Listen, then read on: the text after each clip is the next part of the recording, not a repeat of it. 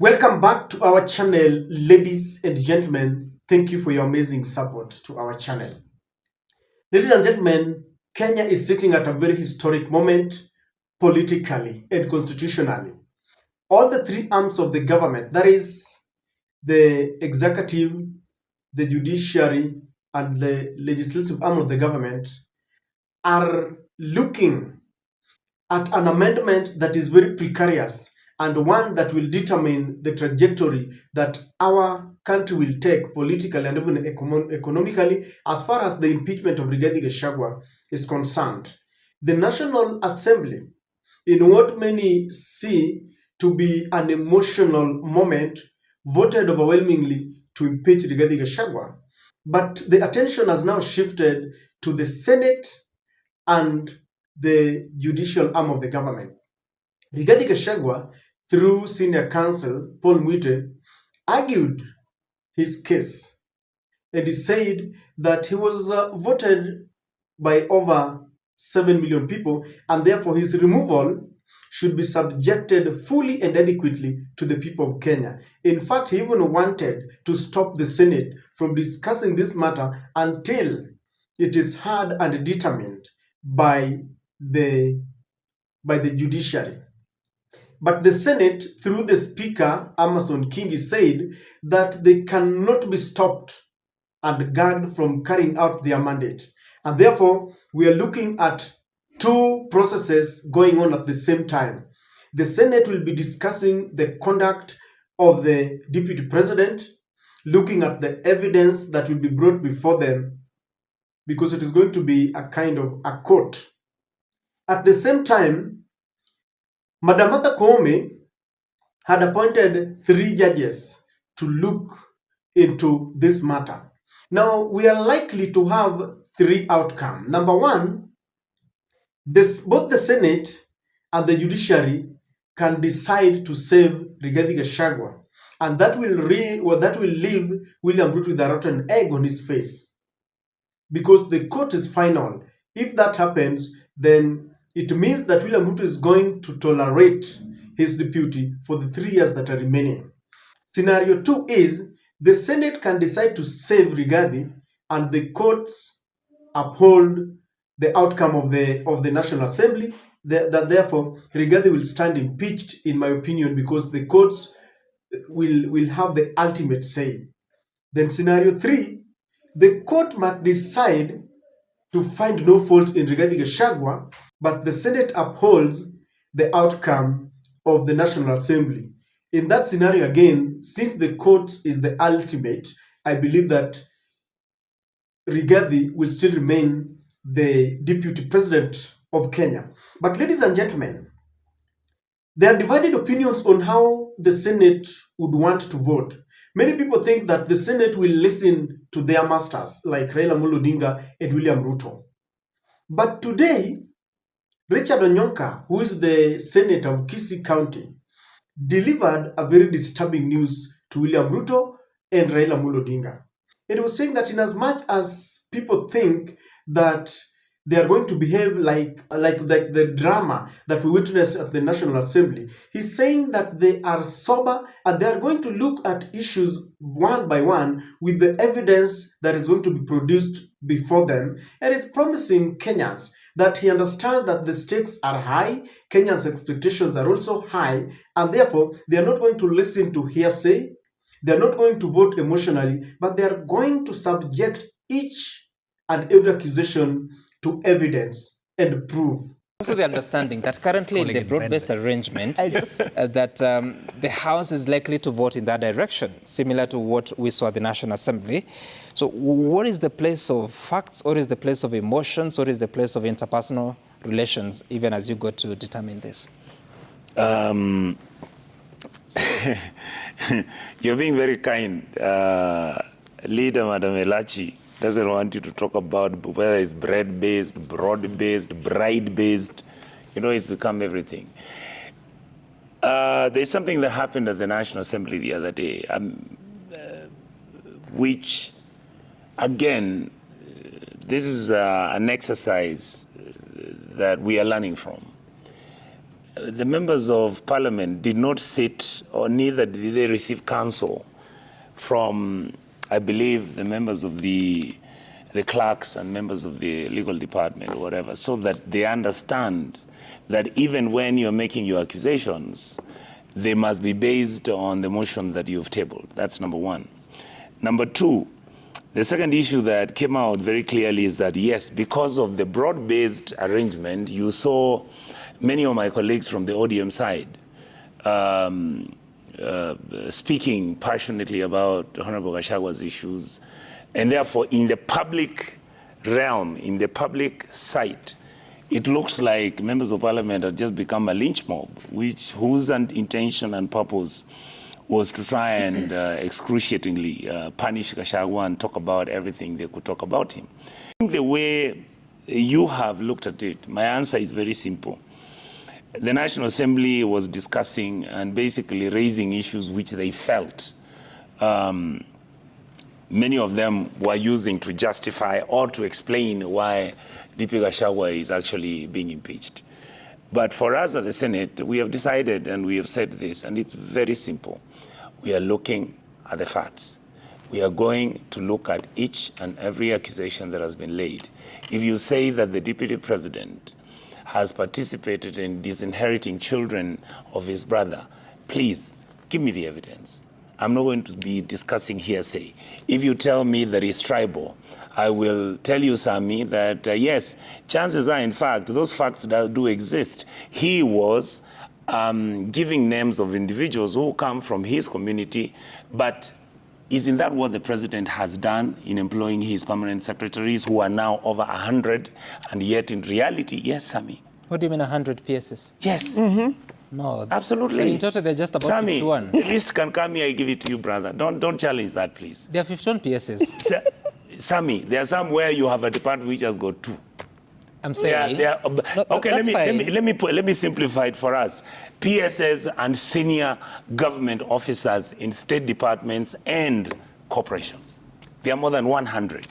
And if I sit down and give you, wait, Sami.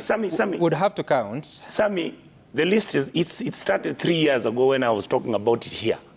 Yes, you can run through that list. So what Gachagua has done is not shocking. That is how we've been behaving. What Gachagua has talked about, this was a company. Shares were being distributed. He said the president kept 60%. He was given his percentage. Musalia and Weta got their percentage. That's the reality. So when we in the Senate are looking at this impeachment, we don't see Gachagua as a failure. We don't see Gachagua as a tribalist. We see him as a consequence of this system which has become so dysfunctional that all we do when we seek power, Sami, is to take state resources, to take state opportunities and share them between our friends, our relatives, and our tribesmen. And that is a fact. So let us interrogate that as Kenyans.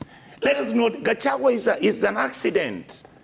Out of this reality that we are facing, what is our reality? We are a country that is so dysfunctional that we have gotten rid of meritocracy. What we do, we now reward chronism. We reward relatives. Right. We reward those people who helped us win the election because they donated the money. And it does not matter whether we are going to reward somebody who has no capacity because they come from a poor background, because they're a child of a border rider. And what we have done is basically brought that war to the public, and the public is now discussing it. And that is why when people are saying, kufa dereva kufa makanga, what Kenyans are telling us is very simple. This system you guys are running, we know it's cooked. So you're either going to get rid of each other so that we can have a new start if there's anything like that can come in. Number 2, or you are going to sit down and agree that you're going to fix the mess that you've created yourselves. And that is where I am. So going to vote in the Senate for me is a matter that I will interrogate. I will look at it. I'll even consider the historical aspect of this. This is bad news to both Raila Amolo Odinga and William Samoei Ruto. And if the Senate makes good its threat, or its promise to ensure that they look at the issues that will be before them with evidence, then I'm telling you that there are likelihood that Rigathi Gachagua is going to be saved. Just yesterday, Kericho Governor Eric Mutai was saved after he was overwhelmingly impeached at the house of the after he was overwhelmingly impeached by the members of the county assembly. But when it got to the floor of the Senate, the senators did not want to use hearsay. They were looking at evidence and whether the due process was followed, and they saved Governor Mutai. Senators have done that before. They have saved the deputy governor of Siaya, Oduol. They have saved now twice the governor of Meru, Kawira Mwangaza. And therefore, this is a very strong warning to the executive that they're not going to play petty politics, because basically when you hear what Onyonka is saying, that in as much as this is a constitutional process, it is largely a political process, because we are dealing with a disagreement between two people, the president and his deputy. And we are looking at a scenario where we have to make choices that will determine the direction of our country, so that tomorrow we will not allow anybody coming on with flimsy charges against a state officer just because they have disagreed. And the president and his deputy must save us all this theatrics and drama and work because they chose themselves. No one forced them to work. We even understand that William Ruto was given Kithure Kindiki for reasons that he knows himself. He chose Rigathi Gachagua. And therefore, as this debate begins, ladies and gentlemen, Rigathi Gachagua might just be saved if the senators are going to be sober as they are promising. The senators might also want to decide to show Kenyans that they are a very different house from that of the National Assembly. You see, what we saw and witnessed during the debate about Rigathi's impeachment at the National Assembly was very shameful, because there were noises. Those who wanted to prosecute their case and at least defend Rigathi Gachagua were shouted down. They were never given an opportunity. People brought in issues that were not even before them. And therefore, many Kenyans felt that Rigathi was being just punished by the foot soldiers of Raila Amolo Odinga and the foot soldiers of William Samoei Ruto. But the Senate might decide to rise up above those trivial political insinuations and decide to look at facts. And when they decide that Kenyans must see the difference between that house and the National Assembly, they will pronounce themselves correctly in a way that every party will feel comfortable and satisfied.